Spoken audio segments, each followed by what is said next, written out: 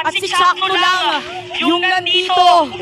Si Kapitan Sakto, kuya lang ng Omega, ang nandito para dumepensa. Ang taas ng detalye, kailangan sa lubungin ni Jack Mamba. Ito nagamit na rin yung Royce Patre. Sinasalubong lang ni Jack Mamba. Napakakunat ng kabayong ito. At meron pang katabol dito sa Omega, nililiko sa Hala, dinadala. Dito ka! Dito ka! Welcome ka sa barangay!